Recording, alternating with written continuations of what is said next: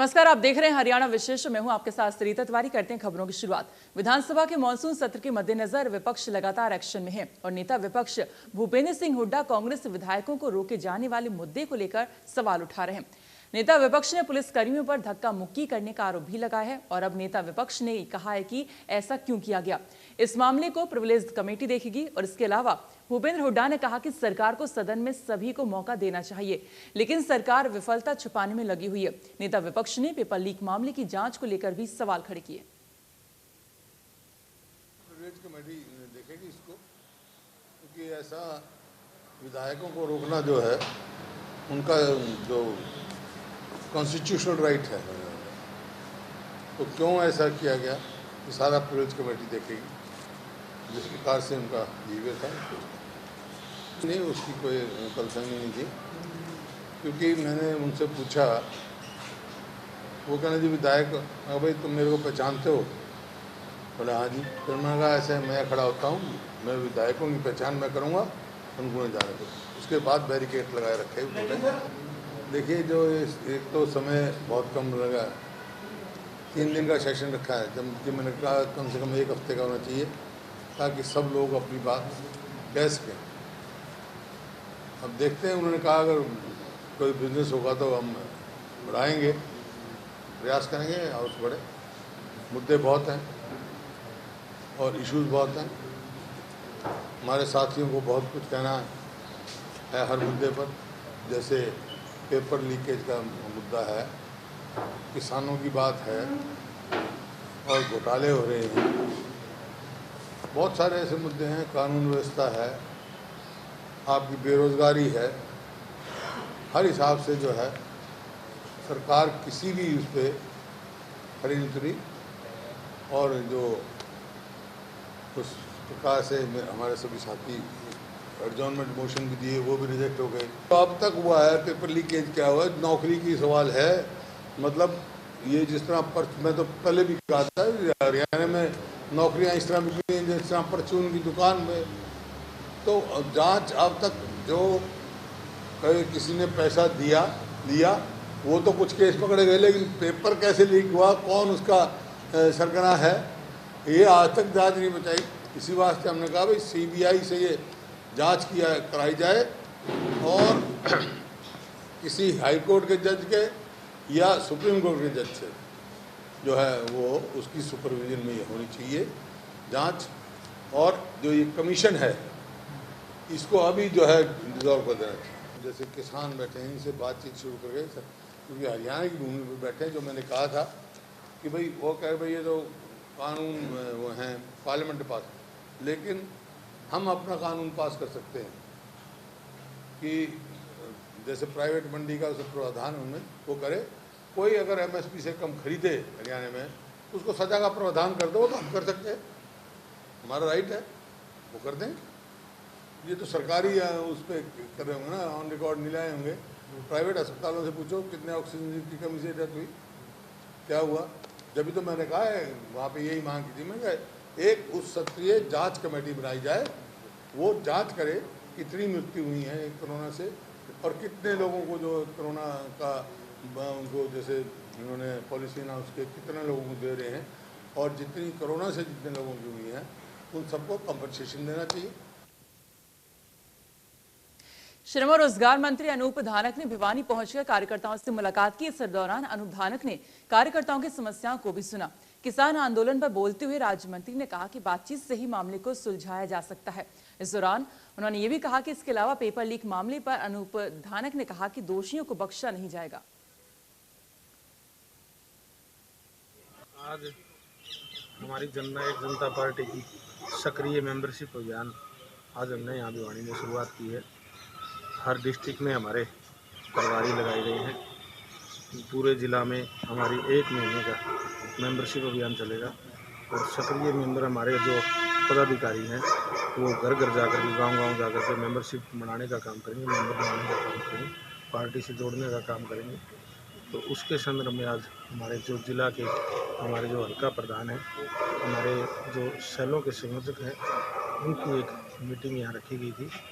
हमारे साथी आज आए हैं, उन्होंने मेंबरशिप की शुरुआत। कैथल में HSRLM यानी कि हरियाणा राज्य ग्रामीण आजीविका मिशन में 1.5 करोड़ के घोटाले के मामले में बड़ी कार्रवाई हुई है। डीसी प्रदीप दहिया ने 7 अधिकारी और कर्मचारियों की तुरंत सेवा खत्म कर FIR के लिए पत्र लिखा है। डीसी ने NRLM मुख्यालय को FIR दर्ज करवाने की सिफारिश भेजी है। दरअसल ADC की 42 पन्नों की जांच रिपोर्ट में 7 अधिकारी और कर्मचारियों को पाया गया दोषी था। आरोपियों पर कृषि यंत्र, फाइल कवर, सैनिटाइजर और मास्क की खरीद में घोटाला करने का आरोप है। 7 आरोपियों में स्वयं सहायता समूह की 2 महिलाएं भी शामिल हैं। जांच में दोषी पाए जाने के बाद डीसी ने 1 सप्ताह में कार्रवाई करने का आश्वासन दिया था। इंडिया न्यूज हरियाणा ने भी इस मुद्दे को प्रमुखता से दिखाया था।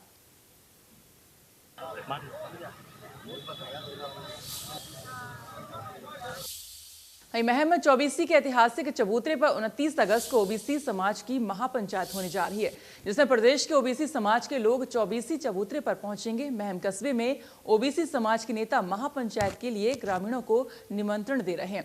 ओबीसी समाज केंद्र के 127वें संशोधन का विरोध कर रहा है। ओबीसी समाज राजनीति में 27% आरक्षण की मांग कर रहे हैं। उनकी मांग यह है कि ग्राम पंचायत से लेकर लोकसभा तक आरक्षण दिया जाए।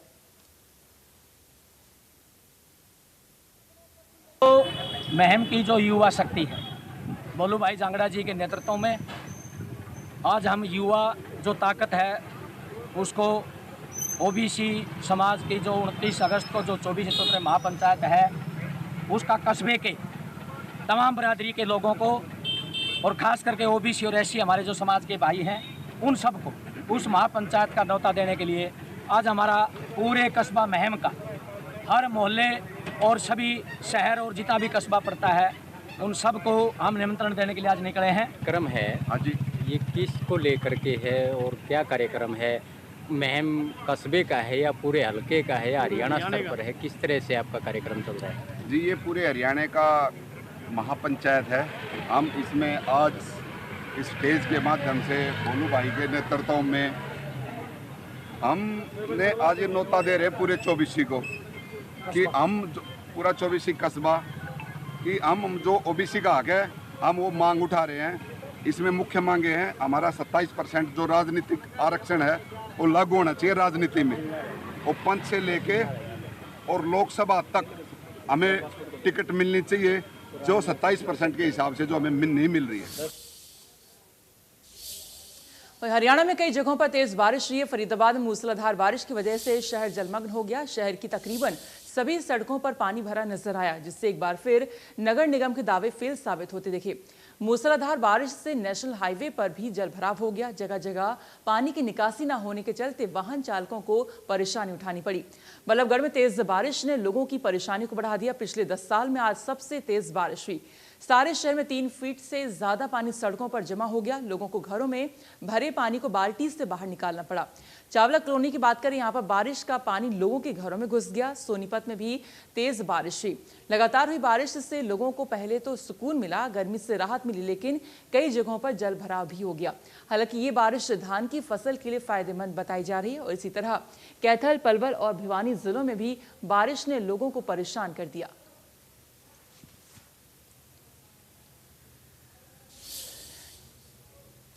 बारिश आई, आफत लाई और सड़कें जलमग्न हो गईं। जी हां, प्रदेश के तमाम जिलों में मूसलाधार बरसात के हाथ बाला जो बदतर है, वहां पे हालात बदतर हो गए हैं। फरीदाबाद के सभी सेक्टर्स और कॉलोनियों में कई फीट पानी भर गया, जिससे लोगों को भारी परेशानी का सामना करना पड़ा। देर रात से हो रही मूसलाधार बारिश की वजह से अधिकारियों के जो दावे हैं वो इस पानी में धुलते हुए साफ तौर से देखे जा सकते हैं। हम फिलहाल बल्लभगढ़ बस अड्डे के पास खड़े हैं राष्ट्रीय राजमार्ग पर, और इस राष्ट्रीय राजमार्ग की हालत आप देख सकते हैं कि किस कदर यहाँ बरसाती पानी भरा हुआ है। और अब तक हालांकि अब बारिश बंद हो चुकी है, लेकिन पानी की निकासी अभी तक यहाँ से नहीं हो पाई है, जिसकी वजह से वाहन रेंग रेंग कर चल रहे हैं। और आप देखें तो देखिए कई लोगों के वाहन भी यहाँ खराब होते हुए दिखाई दे रहे हैं। पैदल उन्हें यहाँ से ले जाया जा रहा है। तमाम व्हीकल्स, वाहन चालक अपने वाहनों को एक किनारे पर लेकर जाते हुए दिखाई दे रहे हैं। और इसकी वजह यही है क्योंकि अगर गड्ढा हुआ, गड्ढे में फंस गए तो फिर फंसे के फंसे यहाँ रह जाएंगे। अधिकारियों की तरफ से बरसात से पहले ही तमाम तरह के दावे इस बात को लेकर किए गए थे कि इस बरसात में कहीं भी जल भराव नहीं होगा, लेकिन अगर पूरे फरीदाबाद की बात करें तो हर वो सड़क जहाँ जो बहुत सेक्टर थे वहाँ भी पानी भरा हुआ दिखाई दिया। पूरे लोग परेशान, सुबह से ही जो अपने काम पर निकले थे वो रास्तों में उनके व्हीकल्स खराब हुए। और ये जो आप जगह देख रहे हैं, यहाँ राष्ट्रीय राजमार्ग के साथ साथ में मैं आपको बताऊं तो बल्लभगढ़ का बस अड्डा भी यहीं है। और इस बस अड्डे से चूंकि रक्षाबंधन को लेकर तमाम जो महिलाएं हैं, बहनें अपने भाई को राखी बांधने के लिए निकली हैं और हरियाणा सरकार की तरफ से जिस तरह से बसों में यात्रा को फ्री किया गया है, तो ऐसे में काफ़ी संख्या में महिलाएं यहाँ पहुँची हैं बस अड्डे पर। लेकिन बस अड्डे के अंदर इसलिए नहीं जा पा रही हैं क्योंकि पूरा बस अड्डा पानी से लबालब हो चुका है। इसीलिए अब ये जो बहनें हैं तमाम जो अपने भाइयों की रक्षा सूत्र बांधने के लिए जा रही हैं, वो यहाँ सड़क पर खड़ी हैं, फ्लाईओवर के नीचे बरसात से बचते हुए, पानी से बचते हुए यहाँ खड़ी हैं। और यहाँ के जो हालात हैं वो आप साफ तौर से देख सकते हैं कि किस कदर हालात यहाँ बन चुके हैं। और अगर मैं आपको ये तस्वीर दिखाऊं तो ये देखिए, हरियाणा रोडवेज की जितनी भी यहाँ से बसें हैं वो यहाँ से रक्षाबंधन पर जितनी भी महिलाएं हैं, क्योंकि फ्री सफ़र घोषणा सरकार की तरफ से की गई है, उसमें ये बैठकर यहाँ से इस पानी के बीच से जाते हुए आप साफ तौर से देख सकते हैं। लेकिन बल्लभगढ़ में जिस तरह से ये तस्वीर सामने आई है, वो भी राष्ट्रीय राजमार्ग की, जिसे सबसे अच्छा बेहतर राष्ट्रीय राजमार्ग बताया जाता है कि जहां जल भराव नहीं होगा, लेकिन यहां जिस तरह से जल भराव हुआ है, ऐसे में जो अधिकारी हैं उनकी नाकामी साफ तौर से इस पानी के भरे हुए होने की वजह से देखी जा सकती है। और इसी वजह से ये जो भीड़ जो है वो भी इसी बात की तस्दीक करती हुई कि तमाम जो लोग हैं, देखिए अगर आप मैं दूर तक आपको दिखाऊं तो ये जो महिलाएं हैं बैग सर पर टांगे हुए इस पानी से, बरसाती पानी जो जल भराव हुआ है उससे बचते हुए अलग किनारे पर खड़े हुए इंतजार कर रही हैं कि उन्हें बस मिल जाए और यहाँ से वो इस बरसात की वजह से जो पानी भरा हुआ है यहाँ से वो आसानी से बिना भीगे हुए निकल सकें। लेकिन सवाल यही तमाम तरह के, क्योंकि पूरे फरीदाबाद में जिस तरह से सड़कों पर जल भराव हुआ है, ऐसे में अधिकारियों पर सवालिया निशान उठ रहे हैं। बल्लभगढ़ से देवेंद्र कौशिक, इंडिया न्यूज। बारिश की वजह से प्रशासन के दावों के भी पोल भले ही खुल रही हो, लेकिन सरकार लोगों की परेशानी दूर करने के लिए कई अहम फैसले ले रही है। सीएम मनोहर लाल ने बल्लभगढ़ के औद्योगिक क्षेत्र में टूटी सड़कों और पानी की निकासी की समस्या के लिए 107 करोड़ के करीब की सौगात दे दी है। सेक्टर 24 और सेक्टर 25 के लिए सौगात दे दी गई है। कैबिनेट मंत्री मूलचंद शर्मा ने इस बात की जानकारी इंडिया न्यूज हरियाणा से खास बातचीत के दौरान दी। मुख्यमंत्री मनोहर लाल खट्टर की तरफ से फरीदाबाद को एक बड़ी सौगात दी गई है और 100 करोड़ से ज़्यादा की रकम फरीदाबाद के लिए अलॉट की है। और यहाँ कैबिनेट मंत्री मूलचंद शर्मा ने बाकायदा प्रेस कॉन्फ्रेंस कर जानकारी दी। क्या आखिर ये जो 107 करोड़ की रकम बताई जा रही है कहाँ लगेगी, किस लिए दी गई है। हमारे साथ कैबिनेट मंत्री मूलचंद शर्मा खुद हैं। सर, प्रेस कॉन्फ्रेंस की है, बड़ी रकम अलॉट हुई है फरीदाबाद के लिए, कहाँ लगानी है, ये क्या है पूरा मामला? प्रदेश के मुख्यमंत्री मनोहर लाल जी ने 2018 में ये जो उद्योग जगत के लिए ये राशि अलॉट की थी। और जो उद्योगपति बार बार जो रास्ते की बात है, पानी की बात है, सीवर की बात है, वो पानी की निकासी की बात है। और ये 24-25 में लगना था, NIT क्षेत्र में लगना था, सेक्टर 4 में जहाँ उद्योगिक क्षेत्र वहाँ लगना था, DLF में लगना था। और सारे जो अपना जो औद्योगिक क्षेत्र है उसके लिए पैसा मुख्यमंत्री अलॉट करा। पर ये जो कुछ विवादों के कारण को कोर्ट में चला गया था केस, और बहुत लंबे समय हाई कोर्ट में केस चलता रहा, और बहुत लंबे समय के बाद ये अभी इस कोर्ट को हाई कोर्ट में डिसमिस हुआ है। और आने वाले जल्दी ही महीना 1.5 महीना में मुख्यमंत्री इसका उद्घाटन करेंगे। और मैं आपके चैनल के माध्यम से मुख्यमंत्री का, केंद्रीय मंत्री कृष्णपाल गुर्जर जी का मैं धन्यवाद करता हूं कि उद्योग सबसे बड़ा जान है फरीदाबाद का। अगर फरीदाबाद का उद्योगपति परेशान रहेगा, यहाँ की पॉपुलेशन, जो निगम की पॉपुलेशन जो 22 लाख के आसपास जो पॉपुलेशन है वो उद्योगों पर डिपेंड है। अगर उद्योग हमसे दूर चले जाएंगे तो फरीदाबाद जैसी नगरी के लोगों के लिए अपने परिवार का जो परिवार चलाना मुश्किल हो जाएगा। तो क्या मान के चलें जो उद्योगपतियों की एक बड़ी मांग थी पिछले लंबे वक्त से, वो पूरी होने वाली है अब जल्दी? हाँ, मुख्यमंत्री जी ने जो लंबे समय से जो उद्योगपतियों की डिमांड थी, बार बार कहते थे जी हमारा ये पैसा अलॉट हुआ था, आज तक हुआ नहीं। तो ये जो जल्दी आने वाले समय जो उद्योगपतियों की लंबी मांग थी, और सबसे बड़ी खुशी है कि बल्लभगढ़ विधानसभा का 90% बल्लभगढ़ विधानसभा का पार्ट है विधानसभा का, जहाँ सबसे औद्योगिक क्षेत्र कहलाता है और पुराना औद्योगिक क्षेत्र है, पुराना औद्योगिक क्षेत्र है और जहाँ से सारा उद्योग जगत चलता है। इसके बाद तो IMT दूसरे क्षेत्र में गया है कि आने वाले समय में ये ठीक हो जाएगा, उद्योगपतियों को सबसे बड़ी राहत मिलेगी, अपने उद्योग को अपने को काम चलेगा। जिस तरह से उद्योगपति तमाम जो औद्योगिक संगठन हैं वो एक कॉन्फेडरेशन बनाकर कॉन्फ्रेंस करने वाले थे, वो हालांकि कॉन्फ्रेंस नहीं की, तो इसी मांग को लेकर तो अब उन्हें ज़रूरत नहीं है। नहीं, उद्योगपति ने तो बार बार अपनी बात को कहा, उद्योगपतियों को पूरी जानकारी थी। ये केस था हाई कोर्ट में था और हाई कोर्ट में 2 ठेकेदारों के बीच में था, पर मुख्यमंत्री ने इससे मीटिंग बुलाई और केंद्रीय मंत्री कृष्णपाल गुर्जर भी इस मीटिंग में रहे। दोनों की मीटिंग बुलाने के बाद इनके जो ठेकेदार थे उसका फैसला कराने के बाद अब इस काम की शुरुआत होने वाली है। एक राजनीतिक सवाल है, विधानसभा सत्र चल रहा है, क्योंकि कांग्रेस की तरफ से जो प्रोटेस्ट किया गया था उसको लेकर उनकी तरफ से कहा जा रहा है, हुड्डा साहब की तरफ से, कि लोकतंत्र का हनन ये सरकार कर रही है, क्या कहेंगे? नहीं, हमारे आदरणीय है पूर्व में मुख्यमंत्री ने चौधरी भूपेंद्र और पुराने राजनीतिक दौर से निकले हुए लोग हैं कि भारतीय जनता पार्टी ने किसी का हनन नहीं करा, न किसान का, न मजदूर का, न व्यापारी का, न कर्मचारी का। ये सबका साथ सबका विकास और हरियाणा में एक नारे को लेकर आगे चले हैं। चौधरी भूपेंद्र हुड्डा जी को भारतीय जनता पार्टी की सरकार पर, प्रदेश के मुख्यमंत्री पे भरोसा रखने, विश्वास रखना चाहिए और सबसे किसानों की हितैषी भारतीय जनता पार्टी। किसानों की आप बात कर रहे हैं लेकिन विधानसभा में चर्चा नहीं करना चाहते हैं, आरोप लगा रहे हैं ऐसा कांग्रेसी। नहीं, इसकी चर्चाएं कई बार हुई हैं, पिछले सेशन में हुई हैं, पिछले लोकसभा में हुई है, विधानसभा में हुई है, चर्चाएं बार बार हुई हैं। और जब कहेंगे, जब मेरे जो मित्र हैं विपक्ष के, चर्चा करें, कौन मना करता है? जो विधानसभा है या लोकसभा है, चर्चा के लिए तो है। विपक्ष चर्चा करे ना, विपक्ष चर्चा करेगा तो सरकार जवाब देगी। जी, तो ये थे हमारे साथ में कैबिनेट मंत्री मूलचंद शर्मा, जिन्होंने साफ प्रेस कॉन्फ्रेंस किया है कि 107 करोड़ रुपए जो बल्लभगढ़ विधानसभा में ज़्यादातर ये पैसा लगना है और एक उद्योगपतियों की बड़ी मांग जल्द ही पूरी होने जा रही है। इसके साथ साथ में जिस तरह से विपक्ष आरोप लगा रहा है सरकार पर, तो साफ तौर से कैबिनेट मंत्री मूलचंद शर्मा का कहना है कि उनके जो आरोप हैं उनमें कोई दम नहीं है। फरीदाबाद से Devendra Kaushik, India news. Doctors को भगवान का रूप माना जाता है, लेकिन पानीपत के पार्क हॉस्पिटल में इस छवि को शर्मसार करने वाला एक मामला सामने आया है। जी हां, पानीपत के सिवाह गांव के पास पार्क हॉस्पिटल में एक महिला ने अस्पताल के स्टाफ पर रेप करने का आरोप लगाया है। महिला 2 दिन पहले उपचार करवाने के लिए आई थी, जो कि नर्सिंग वार्ड में भर्ती थी। वहीं पर काम करने वाले नर्सिंग स्टाफ के संदीप पर महिला के साथ दुष्कर्म करने का आरोप है। महिला के मुताबिक उसने अपनी आपबीती में परिजनों को बताया, जिसके बाद परिजनों ने पानीपत के थाना समालखा में संदीप के खिलाफ शिकायत दी, जिस पर पुलिस ने मामला दर्ज कर लिया है।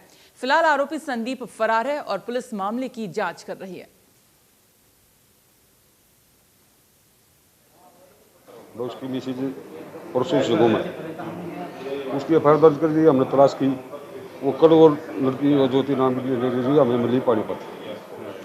उसने उस स्टेटमेंट ली, उन्हें बताया कि मेरे साथ वहाँ जो दाखिल रही में यहाँ ट्रीटमेंट हुआ होगा अगस्त में। भाई उस समय एक यहाँ प्रेम हॉस्पिटल का लड़का है, पार्क हॉस्पिटल का, संदीप नाम का, यूपी साइड, जो यहाँ नर्सिंग स्टाफ में नौकरी करता है। तो उसने मेरे से गलत काम किया एडमिट के दौरान, और वो बहुत फरार है। हमारी तफ्तीश जारी है। वहीं साइबर सिटी के होटल में 36 वर्षीय महिला की हत्या का मामला सामने आया। वारदात कल देर रात की है, जब शहर के पॉश ओल्ड DLF इलाके से सटे दीक्षा होटल में इमरान नाम की महिला की चाकुओं से गोद कर हत्या कर दी गई। वहीं इस होटल के रिसेप्शन कर्मियों की माने तो महिला अपने पुरुष मित्र के साथ तकरीबन 8:15 बजे के करीब यहां पहुंची थी और 9:15 बजे महिला खून से लथपथ हत्या आरोपी युवक का विरोध करते हुए दूसरी मंजिल से सीधे नीचे आ गिरी। बहरहाल पुलिस ने शव को कब्जे में ले लिया और मामले की तफ्तीश करनी शुरू कर दी है। दरअसल पुलिस को कंट्रोल रूम से सूचना मिली थी कि दीक्षा होटल में महिला की सीढ़ियों से गिरने के बाद मौत हो गई है। मौके पर पहुंची गुरुग्राम पुलिस ने जब तफ्तीश की तो महिला की चाकुओं से गोदकर हत्या की वारदात को अंजाम दिया गया। ये मामला सामने आया। मृतका की पहचान यूपी आगरा की रहने वाली इमराना के तौर पर हुई, जो हाल फिलहाल राजीव नगर इलाके में किराए के मकान में रह रही थी। मौके पर पहुंची महिला जांच अधिकारी की माने तो साफ नहीं है कि हत्या के पीछे आखिर वजह क्या है, लेकिन पुलिस ने मौके पर मिले अहम सबूतों को अपने कब्जे में ले लिया है और मामले की जांच करनी शुरू कर दी है।